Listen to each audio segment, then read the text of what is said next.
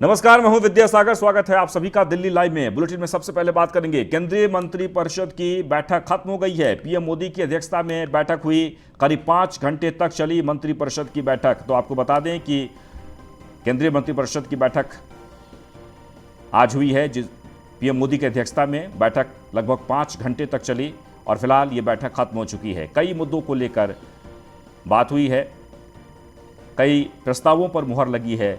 तो आज केंद्रीय मंत्रिमंडल की बैठक रखी गई थी, बैठक खत्म हो चुकी है। लगभग 5 घंटे तक ये मंत्रिपरिषद की बैठक चली।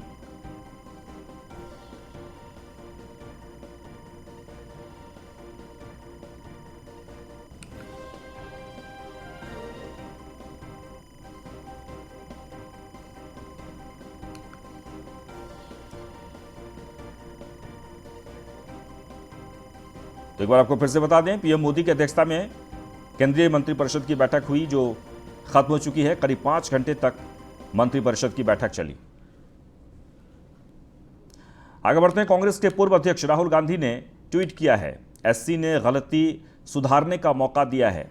राहुल गांधी ये ट्वीट करते हुए उन्होंने लिखा है, मोदी सरकार को गलती सुधारने का मौका, कम से कम आप पीड़ितों का राहत दें।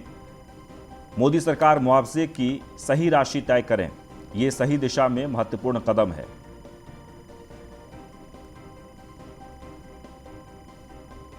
तो मोदी सरकार मुआवजे की सही राशि तय करें, ये कहा है राहुल गांधी ने ट्वीट करके। एक बार आपको फिर से बता दें, ये सही दिशा में महत्वपूर्ण कदम है। कांग्रेस के पूर्व अध्यक्ष राहुल गांधी ने ट्वीट किया है और उन्होंने कहा कि एससी ने गलती सुधारने का मौका दिया है और इसलिए मोदी सरकार को गलती सुधारने का मौका है। वो कम से कम अब पीड़ितों का ख्याल रखें, उन्हें राहत दें। मोदी सरकार मुआवजे की सही राशि तय करें।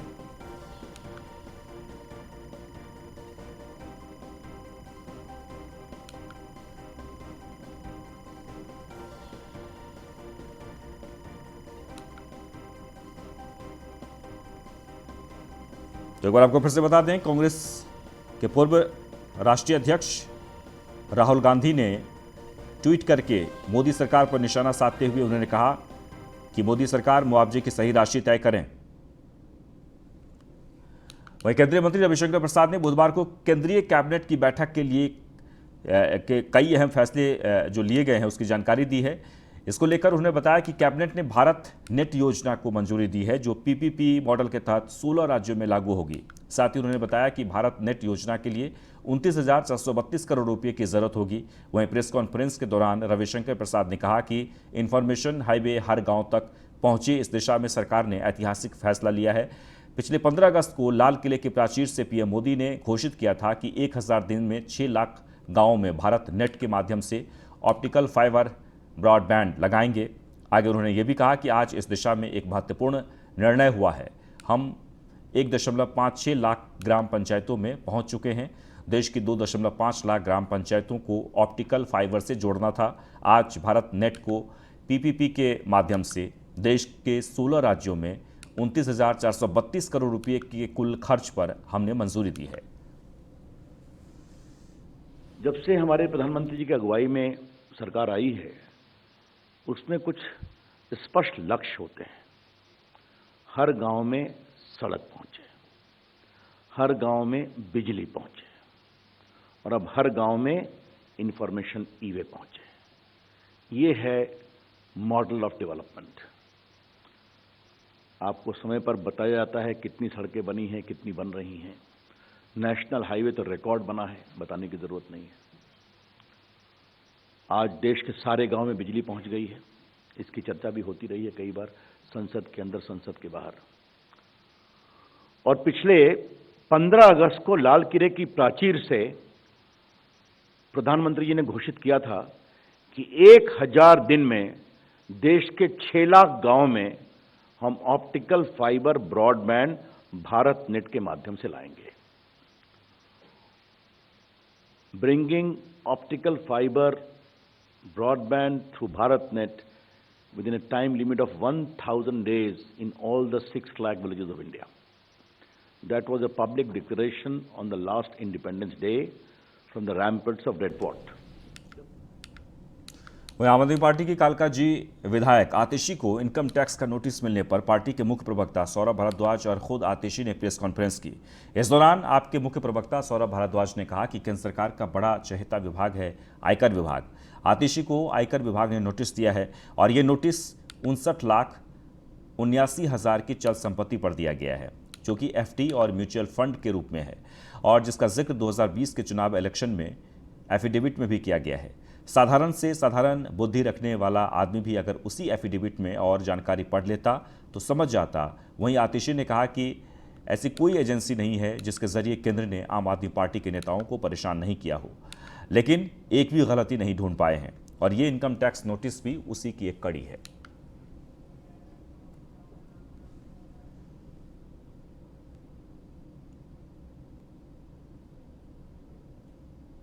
किसी राजनीतिक पारिवारिक बैकग्राउंड के वो लोग आते हैं और उनके साथ अगर भाजपा की केंद्र सरकार करती है तो मुझे लगता है कि ये भाजपा का महिला विरोधी चेहरा, एक सेक्सिस्ट और शॉविनिस्ट पार्टी के रूप में भाजपा अपने आप को दिखा रही है, अपने आप को स्थापित कर रही है और आम आदमी पार्टी इनकी घोर निंदा करती है।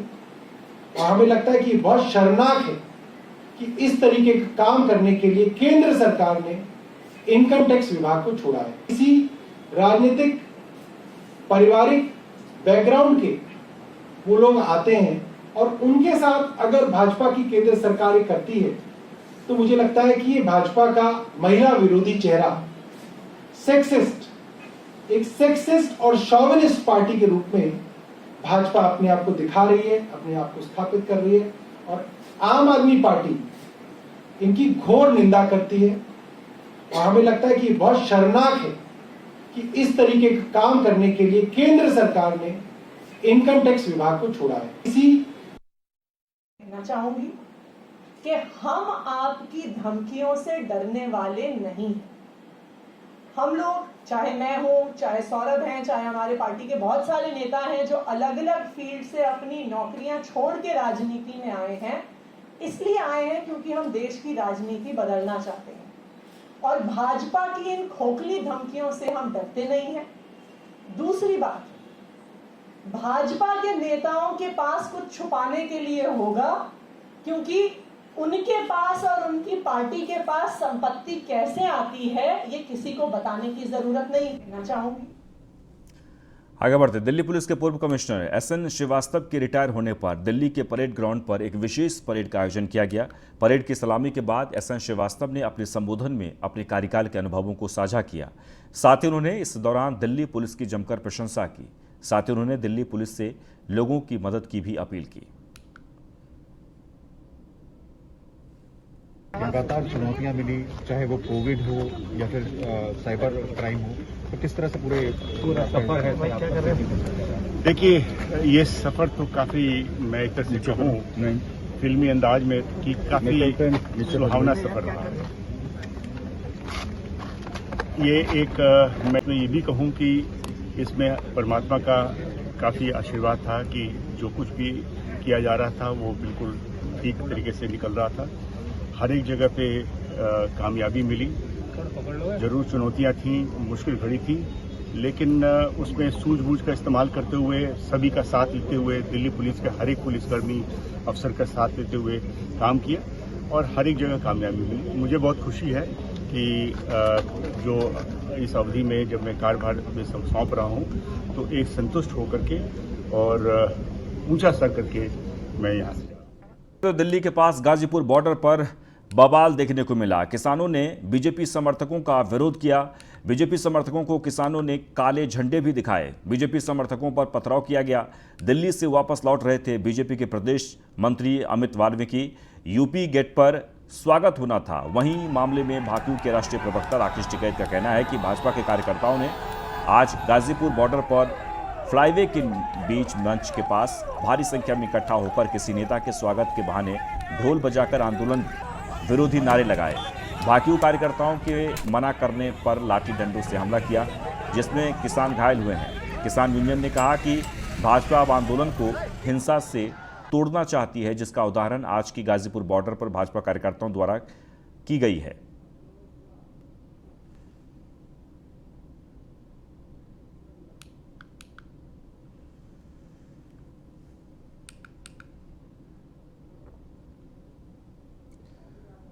वहीं गाजीपुर बॉर्डर पर हुए किसान और भारतीय जनता पार्टी के कार्यकर्ताओं के बीच नोकझोंक पर जगतार सिंह बाजवा का क्या कुछ कहना है, सुनिए। गाजीपुर बॉर्डर की जो घटना है, ये भारतीय जनता पार्टी का एक नया षड्यंत्र है, फिर से किसान आंदोलन को बदनाम करने के लिए, तोड़ने के लिए। किसान आंदोलन के मंच के पास में आकर के ढोल बजाना, झंडे लेकर के, और फिर शासन प्रशासन को किसानों द्वारा बताया गया कि इनको हटाया जाए। एक स्वागत के बहाने से वहाँ पर हुड़दंग किया गया, किसानों के साथ बदतमीजी की गई और खुद ही एक षड्यंत्र के तहत अपनी कारों के शीशे तोड़कर ये जो इतना बड़ा मामला करने का प्रयास किया गया है, तो ये षड्यंत्र भी सरकार का जो है कामयाब होने वाला नहीं है, क्योंकि पूर्व में भी बहुत से षड्यंत्र ये सरकार इस आंदोलन को दबाने के लिए, कुचलने के लिए, बदनाम करने के लिए रह चुकी है। और इसकी हम लिखित में शिकायत पुलिस से करने जा रहे हैं, और अगर इस पर कानूनी कार्रवाई नहीं होती है इन दोषियों के खिलाफ, तो आगे की रणनीति तय की जाएगी। और हम सरकार को बता देना चाहते हैं कि आपकी जो षड्यंत्रों की ये साजिशें हैं, ये सफल होने वाली नहीं है। किसान आंदोलन शांतिपूर्वक चल रहा है पिछले 7 महीने से, और लगातार चलता रहे। वहीं गाजीपुर बॉर्डर पर मचे हंगामे के बाद न्यूज़ 1 इंडिया ने किसान नेता राकेश टिकैत से खास बातचीत की। बातचीत में राकेश टिकैत ने कहा कि दोषियों के खिलाफ सख्त कार्रवाई की जाए। धरने पर बैठा हुआ है और अपनी मांगों को लेकर अड़िग है। भाई हमारे साथ राकेश टिकैत जी हैं, क्योंकि अभी यहाँ पर हंगामा कुछ हुआ है सर। क्या ये हंगामा किस तरह के लोगों ने हंगामा किया? झंडे लगा उनके लोगों ने यहाँ पर यहाँ पे आए, झंडे लेने, काले झंडे इस तरह की तो सर कौन लोग थे, क्या कुछ जानकारी मिल पाई? जानकारी पुलिस प्रशासन। लेकिन सर पुलिस प्रशासन लगातार यहाँ पर सतर्क रहता है, 24 घंटे यहाँ पुलिस रहती है, तो उस टाइम पुलिस कहाँ पर थी? चाहे पुलिस ठीक तो रही था, पुलिस वालों ठीक तो रहा। तो सर कोई कंप्लेंट वगैरह आप अब कंप्लेंट दे रहे हैं तो सर क्या लगता है कौन लोग होंगे? इनके होंगे बीजेपी और सरकार ने जिसने भेजे होंगे। ये वहाँ पर कुछ नहीं हो ना, शांतिपूर्ण तरीके से बैठे वो कुछ ना कुछ छेड़खानी करो, गाली में कुछ करो, उनको गाली दो, झंडे दिखाओ, उनको ये करो, मंच के पास क्या आने। लेकिन यहाँ पर राकेश टिकैत साफ तौर पर बोल रहे हैं कि यहाँ पर किसान शांतिपूर्वक बैठा हुआ है, लेकिन बीजेपी के कुछ लोग थे जो यहाँ पर आए और दंगा फसाद करने की कोशिश की। न्यूज़ 1 इंडिया से मैं प्रिया राणा, गाजीपुर। गणतंत्र दिवस के मौके पर लाल किला पर हुई हिंसा के मामले में पुलिस ने एक और आरोपी को गिरफ्तार किया है। लाल किला हिंसा में आरोपी बूटा सिंह को दिल्ली पुलिस की क्राइम ब्रांच ने गिरफ्तार किया है। क्राइम ब्रांच की टीम लंबे समय से बूटा सिंह की तलाश कर रही थी। बता दें कि 3 नए कृषि सुधार संबंधी कानूनों के खिलाफ प्रदर्शन कर रहे किसानों ने 26 जनवरी को ट्रैक्टर रैली निकाली थी। उस दौरान जमकर उत्पात मचाया गया और कई जगहों पर पुलिस वालों को भी निशाना बनाया गया। इसकी भीड़ लाल किला पहुंच गई थी और वहां भी तोड़फोड़ की गई थी, और फिलहाल इस मामले में लगातार कार्रवाई चल रही है।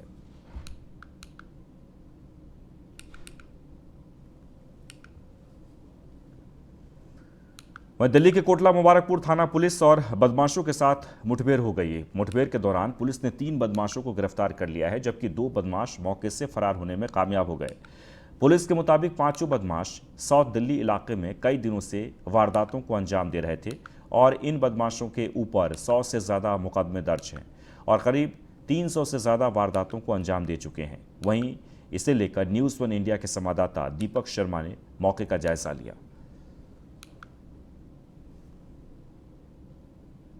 मैं इस वक्त दिल्ली के ISBT के नज़दीक कश्मीरी गेट के पास मौजूद हूँ। यहाँ पर पुलिस और बदमाशों के बीच में अभी कुछ देर पहले मुठभेड़ हुई है। आप देख सकते हैं यहाँ पे तमाम पुलिस के आला अधिकारी जो हैं वो यहाँ पे मौके पे मौजूद हैं, और जो पुलिस की तरफ से बैरिकेडिंग यहाँ पर की गई है, ब्लड मार्क आप देख सकते हैं यहाँ पर अभी पुलिस की तरफ से लगे हैं। क्राइम टीम मौके पर पहुँची हुई है। और उसके अलावा मैं आपको दिखा दूँ, जो बदमाश जो हैं वो इस वैगन आर कार में आए थे। बता रहे हैं 5 की संख्या में बदमाश थे जो इस वैगन आर कार में मौजूद थे।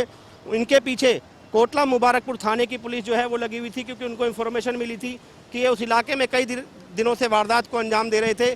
जहांगीरपुरी के वसीम उर्फ लंबू गैंग का ये लोग बताए जा रहे हैं, जो यहाँ पे इनको रोका। उसके बाद इन्होंने पुलिस पे फायरिंग की, जिसके बाद पुलिस ने जवाबी फायरिंग की, जिसमें एक बदमाश के पैर में गोली लगी। 5 लोगों में से 3 लोगों को फिलहाल पुलिस ने गिरफ्तार कर लिया है और 2 लोग जो हैं उनकी गिरफ्त से भाग गए।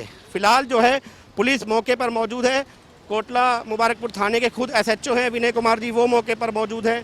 क्राइम टीम मौके पर मौजूद है और इस मामले की जानकारी ली जा रही है, जांच की जा रही है कि आखिर ये बदमाश आज भी किसी वारदात को बता रहे हैं कि अंजाम देकर जो है वहाँ से निकले थे, जिसके बाद लगातार पुलिस इनके पीछे लगी रही। आखिरकार इनको कश्मीरी गेट के पास यहाँ ISBT के पास रोका गया और यहाँ से जो बदमाश है पैदल भागने की कोशिश कर रहे थे। उसके बाद 3 बदमाशों को फिलहाल पुलिस ने पकड़ लिया है और उनको फिलहाल अस्पताल लेके गए हैं, जिसमें से एक पैर में गोली लगी है। मैं दीपक शर्मा, News 1 इंडिया, दिल्ली। दिल्ली के नरेला के भोरगढ़ इंडस्ट्रियल एरिया और बवाना इंडस्ट्रियल एरिया में STM और लेबर विभाग की टीम ने छापेमारी कर 73 बच्चों को रेस्क्यू करवाया, जिनमें 31 लड़के और 42 लड़कियां शामिल हैं, जिनकी उम्र 8 से 17 साल के बीच बताई जा रही है। वहीं रेस्क्यू के दौरान मुख्य जिला चिकित्सा अधिकारी और चाइल्ड वेलफेयर कमेटी की देखरेख में सभी बच्चों का मेडिकल और कोविड टेस्ट भी कराया गया। एक NGO है सहयोग केयर फॉर यू, उसके कंप्लेंट पे लेबर डिपार्टमेंट के साथ और दिल्ली पुलिस के अधिकारियों के साथ हमने ये रेड ऑर्गेनाइज किया और 3 प्रेमिसेस पे किया है, जिसमें से 19 लड़के और लड़कियों को जो कम उम्र के हैं उनको हमने रेस्क्यू किया है और अब इसकी आगे कार्रवाई होगी।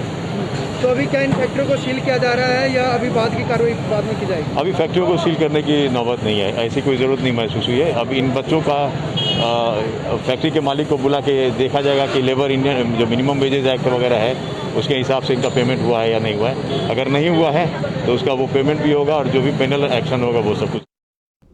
उत्तर पूर्वी दिल्ली के गोकलपुरी इलाके में अजीम हत्याकांड मामले में ATS ने बड़ी कार्रवाई की है। टीम ने मामले में 2 शार्प शूटरों को गिरफ्तार करने का दावा किया है। बदमाशों के पास से वारदात में इस्तेमाल की गई पिस्टल और कई जिंदा कारतूस भी बरामद किए गए। फिलहाल ATS की टीम आगे की कार्रवाई में जुट गई है। बताया जा रहा है कि भागीरथी विहार इलाके में बीते 26 जून की शाम को अजीम नाम के शख्स को 2 बदमाशों ने गोली मार दी थी। आनन फानन में घायल को अस्पताल ले जाया गया, जहां इलाज के दौरान उसकी मौत हो गई थी। आगे बढ़ते हैं। दिल्ली के नरेला इंडस्ट्रियल एरिया के प्लास्टिक और जूते चप्पल बनाने वाली फैक्ट्री में अचानक आग लगने से अफरा तफरी मच गई है। आग फैक्ट्री की ग्राउंड से शुरू होकर दूसरी मंजिल को भी अपनी चपेट में ले लिया। गनीमत ये रही कि कर्मचारियों ने मौके को देखते हुए किसी तरह अपनी जान बचाई। वहीं लाखों का सामान समेत पूरी बिल्डिंग जर्जर हो गई है। वहीं सूचना पर पहुंची दमकल विभाग की 10 से अधिक गाड़ियों ने कड़ी मशक्कत के बाद आग पर काबू पाया है। वहीं आग लगने के कारणों का फिलहाल पता नहीं चल सका है।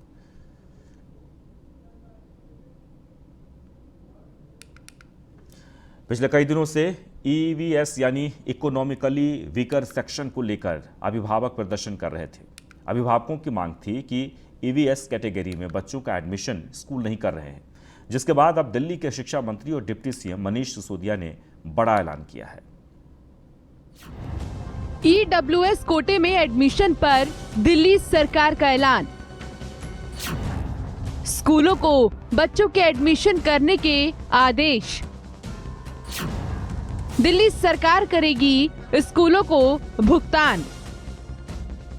प्राइवेट स्कूलों की मनमानी के खिलाफ अभिभावकों ने शिक्षा निदेशालय सिविल लाइन के पास विरोध प्रदर्शन किया था। EWS कैटेगरी में एडमिशन न होने को लेकर शिक्षा मंत्री मनीष सिसोदिया से हस्तक्षेप की मांग की थी, जिसका सरकार ने संज्ञान ले लिया है और शिक्षा मंत्री मनीष सिसोदिया ने प्रेस कॉन्फ्रेंस कर स्कूलों को एडमिशन करने के आदेश दिए हैं। मनीष सिसोदिया ने कहा कि कोविड में कई समस्याएं आई हैं। भले ही किसी स्कूल में जनरल कैटेगरी के एडमिशन नहीं हुए हैं, लेकिन सरकार ने जितने एडमिशन अलॉट किए हैं सभी स्कूल एडमिशन दें। मनीष सिसोदिया ने कहा कि हर महीने सरकार की तरफ से 2,260 रुपए की राशि दी जाती है, वो भी सरकार भुगतान करेगी। जब ड्रॉ में नाम आता है तो स्कूल में सीधे जाके पेरेंट्स एडमिशन ले लेते हैं। होता इसमें नॉर्मल समय में यह है कि कोई भी स्कूल जो प्राइवेट स्कूल है वो पहले 3 एडमिशन जनरल कैटेगरी के करता है, फिर 1 एडमिशन EWS कैटेगरी के सरकार के अलॉटेड लिस्ट में से करता है।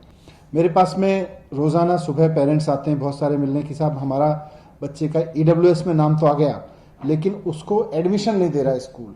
हम स्कूल से पूछते हैं कि भाई आप एडमिशन क्यों नहीं दे रहे हो, तो स्कूल कहता है जी जब तक हमारे पास में जनरल कैटेगरी के एडमिशन नहीं होंगे तो हम एडमिशन नहीं दे पाएंगे उनको। सरकार के उस तरह की व्यवस्थाएं हैं, इस तरह की प्रैक्टिस रही है। तो अब सरकार ने तय किया है कि भले ही किसी स्कूल में जनरल कैटेगरी के एडमिशन अभी नहीं हुए हैं या उसमें समय लगे, लेकिन सरकार ने किसी स्कूल के लिए जितने ईडब्ल्यूएस के एडमिशन अलॉट किए हैं, स्कूल्स उन सभी को एडमिशन देंगे। दरअसल पूरे देश में राइट टू एजुकेशन लागू है। इसके तहत सभी प्राइवेट स्कूलों को 25% सीटें गरीब तबके के लिए रखनी होती हैं। लेकिन प्राइवेट स्कूल उन बच्चों को एडमिशन नहीं दे रहे थे। प्राइवेट स्कूलों का कहना था कि जब तक जनरल कैटेगरी की सीटें फुल नहीं हो जाती तब तक नहीं देंगे।